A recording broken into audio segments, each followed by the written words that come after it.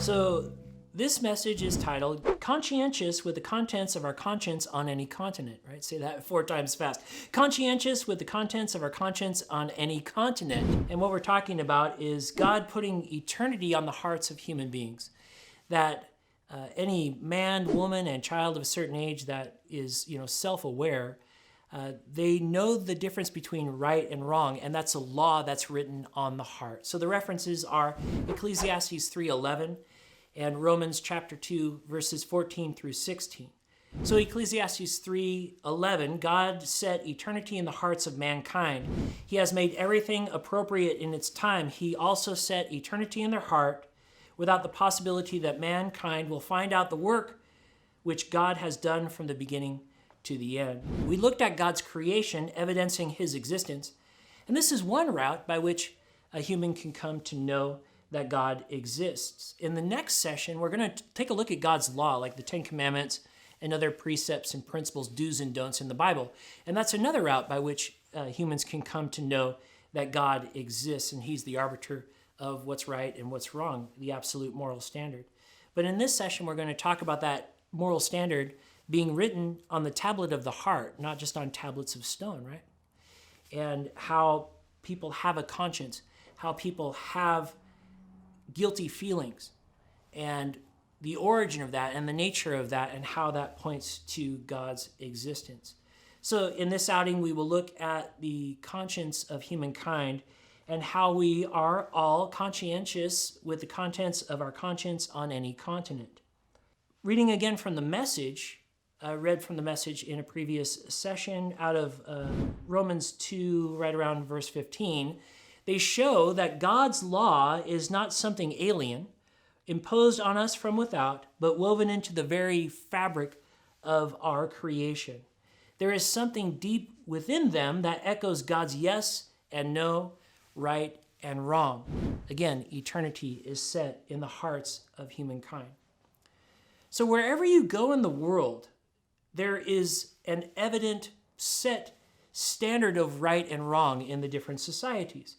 Do's and don'ts, rules and regulations about leadership, marriage, religious practice, behaviors, food consumption and preparation, and so forth. There are these laws and these rules and these rituals.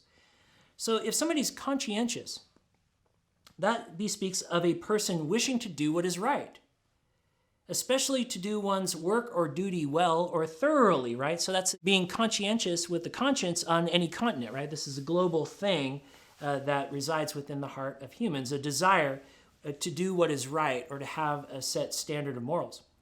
Humans want to be moral people. That might be controversial in Christian circles, right? We know that all have sinned and fall short of the glory of God, but people want to be perceived as moral, so they develop moral systems. And moral systems are a sign of sophistication in any society. Every society studied around the world from the beginning of time has some moral code or evidence of an ethical system that was in place. So why? Or even more to the point, how? Aren't these primitive people, right? If you're studying the Aborigines and the history of Aboriginal cultures in Australia, yeah, they have these morals set up in their records that anthropologists are finding. So how is that so?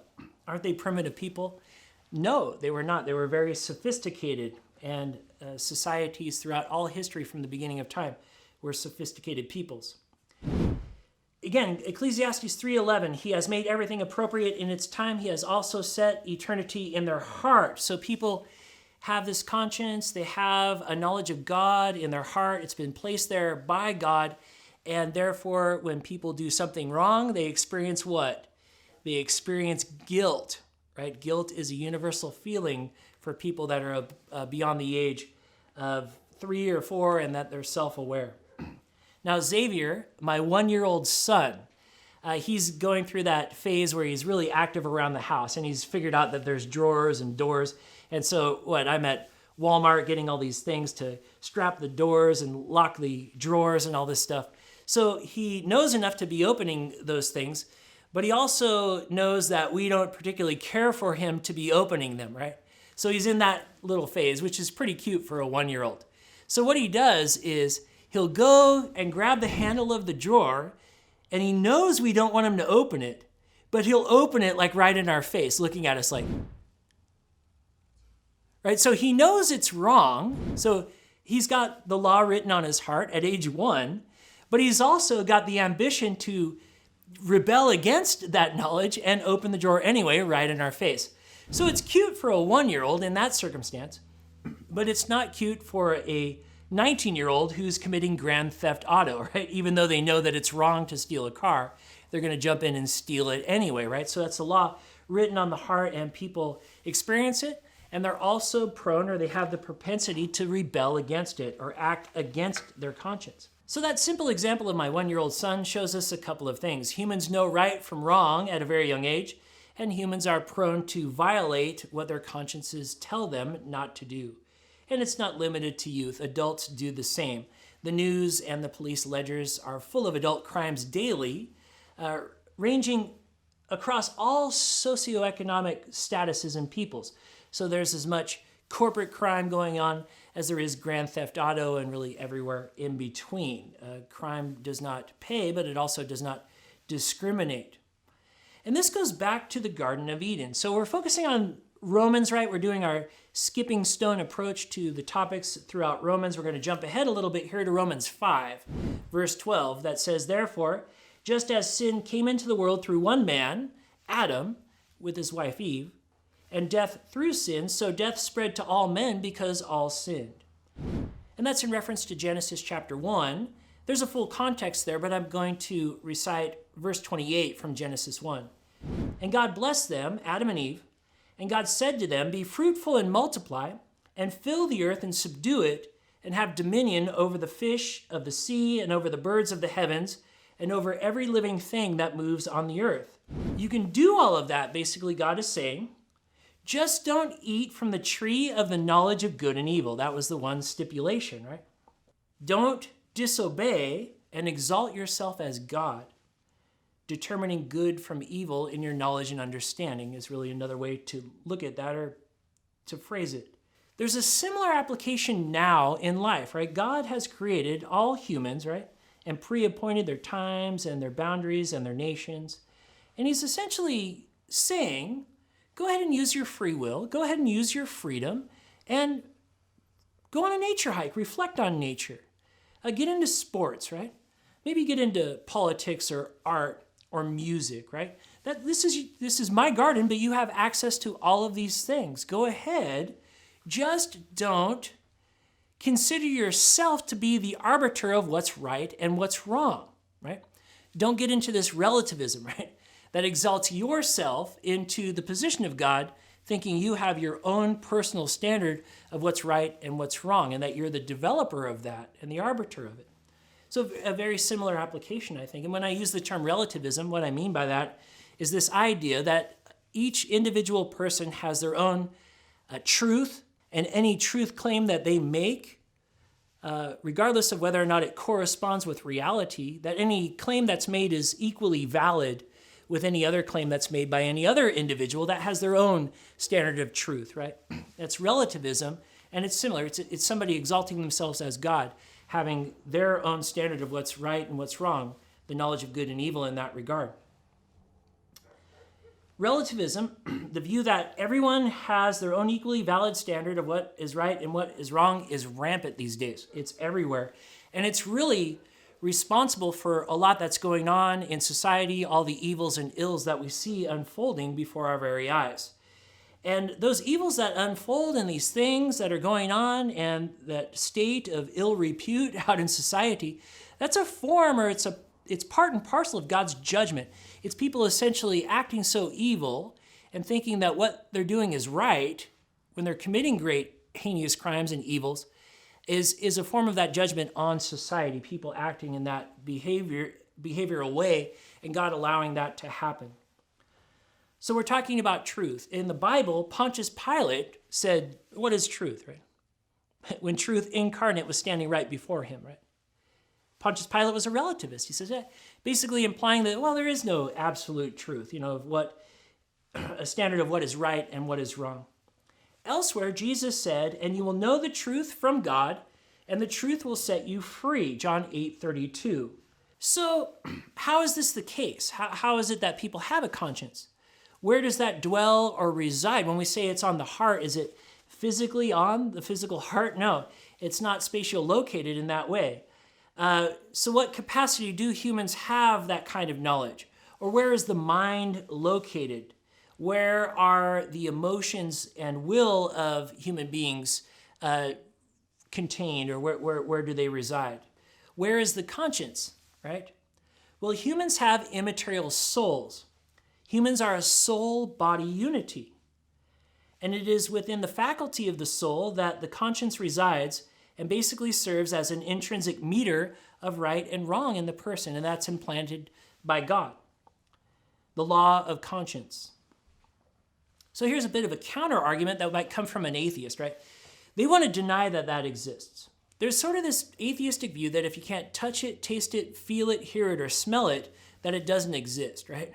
And it's materialism. It's what William Lane Craig refers to as village atheism, right? It's a very base view. But there's a reason why people believe that. There's a reason why an atheist wants to believe that there's nothing but the material world that exists, that scientism is the philosophy of the day, that only scientific knowledge prevails, and that the material world has all of the answers and contains everything like the mind, that the mind is just purely material. Now, why they want to believe that is they don't want to believe in free will oftentimes. So if your thoughts and your actions and your emotions and everything are just in your mind and are determined by chemical processes in the brain, then you're not morally culpable for anything, right? Things are just determined. You're preset to act out in, socially non-beneficial ways and things like that, right? And so they want to get away from the moral culpability is why.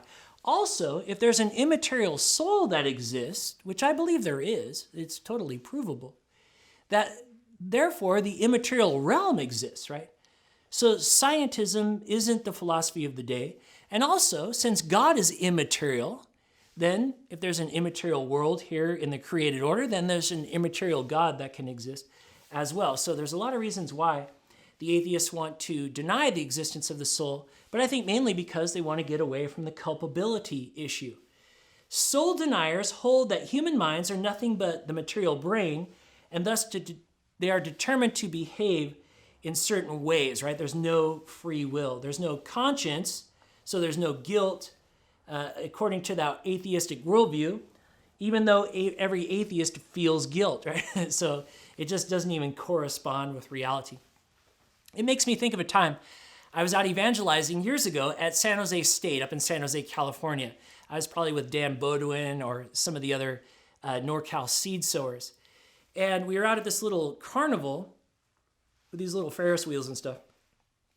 And it started to rain, I remember, like a drizzle, which caused everybody at night to kind of go over the cover of a building that was right there. So it pushed together a bunch of people that normally wouldn't have been in close proximity with one another. And there were a bunch of 20-somethings there.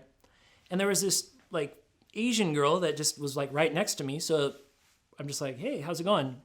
Oh, pretty good. We just kind of start talking. A natural conversation struck up.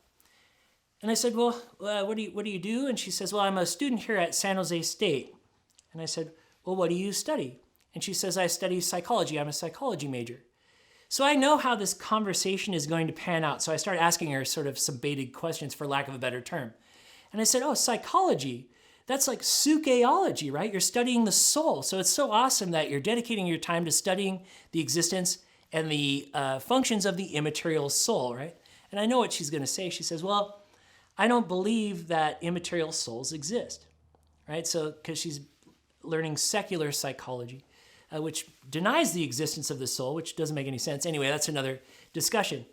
So I said, okay, if that's the case, if all there is the material world and all your thoughts are contained in the material brain, that there's no immateriality to that, then you should be able to take the world's best brain meter, right? The world's best device that you can hook up to somebody's brain to read the functions of the brain and the stimuli and everything that's going on, up on the screen there. You should be able to take the world's best brain meter and attach it to somebody's brain and start monitoring their brain waves, and you would be able to essentially read their mind. You would be able to know what their thoughts are, what their emotional states are, and things. And that can't happen. There's no brain meter that can do that. Therefore, there must be an immaterial component of humans where the mind and the emotion and the will resides. And she says, well, there doesn't exist a brain meter that can do that yet, right?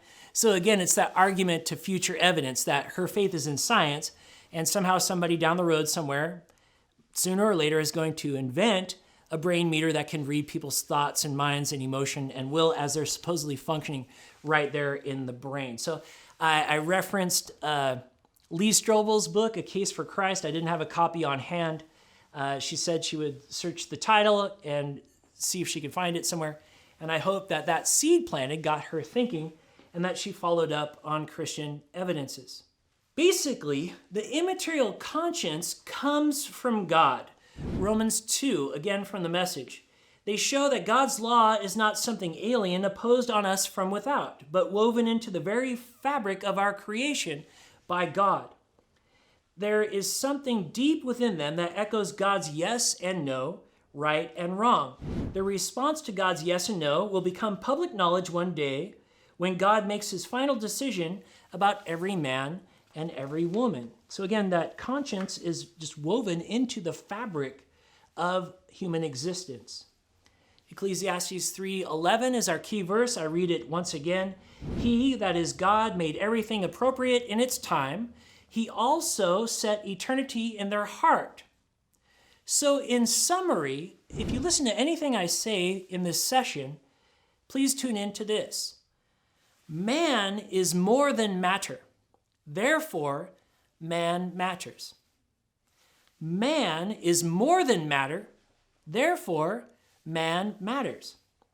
Humans are more than just physical existence, and therefore they have unalienable rights. They matter to us, right? Human beings do, our loved ones and our friends and people just in general out in population. They are more than just mere machines. Man is more than matter, therefore man matters.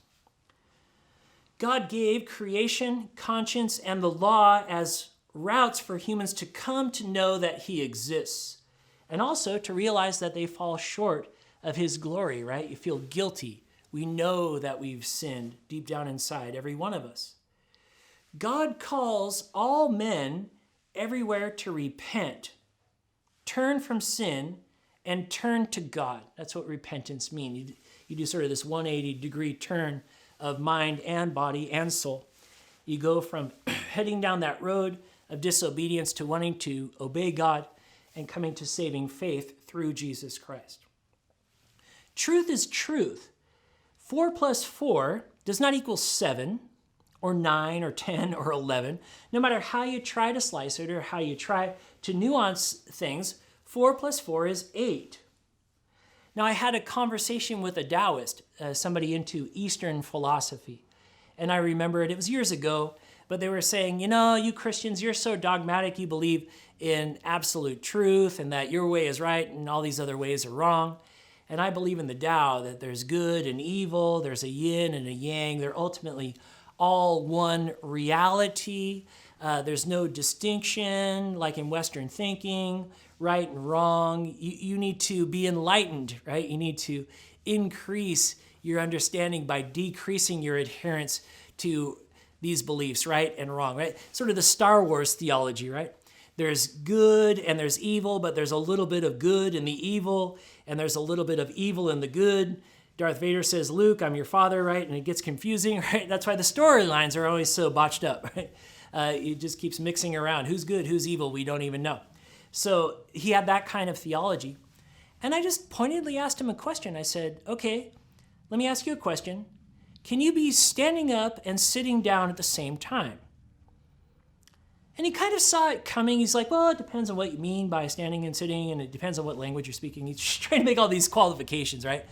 And I said, hey, come on now. Can you be standing up and sitting down at the same time, in the same place, and in the same sense. I got a little more detailed and I got a little more emphatic. And this is a friend of mine who back in the day, it was really hard to win an argument with. He was good at talking over, talking above you or whatever. So I'm looking at his face. I asked him that question in that regard. It was amazing. His lips kind of started to quiver a little bit, and he wanted to say yes so bad that you could be standing and sitting at the same time, but he probably figures I would have asked him to demonstrate or something. And his lips are quivering a bit, and he goes, "No, you can't." And I said, "See, the Western logic wins. You can't be standing and sitting at the same time in the same place in the same sense. There has to be a distinction. There's one or the other, not both, right?" And so that kind of broke his pride a little bit, and we wound up talking. He was going through some personal problems. I found out years later that he came to faith in Christ and that he became a Christian. And then I found out years after that, through a mutual friend of a mutual friend, that that discussion on logic had a little bit to do with checking his worldview and contemplating the Christian faith by way of logic and evidences. So, in sum, the truth set him free. A little bit of logical truth backed up by some biblical truth that a family member gave him down the road, and he wound up coming to saving faith. Remember Pontius Pilate, who said in his heart basically that there is no truth? That was the implication when he said, "What is truth?" Jesus said elsewhere, "I am the way, the truth, and the life. Nobody comes to the Father except through me." John 14:6. So I conclude with this. Jesus is the standard of truth for all peoples. Seekers, like my Taoist friend, can come to know the truth, and the truth shall set you free. So please contemplate that today as we wrap up this lesson. Believers, know that you have access to a clear conscience by forgiveness, and also know that you have a God in heaven that loves you, he cares about you, and he has made stipulations with regards to what is right and what is wrong, and it's for your safety. And we're going to talk about that in the next session about the law of God.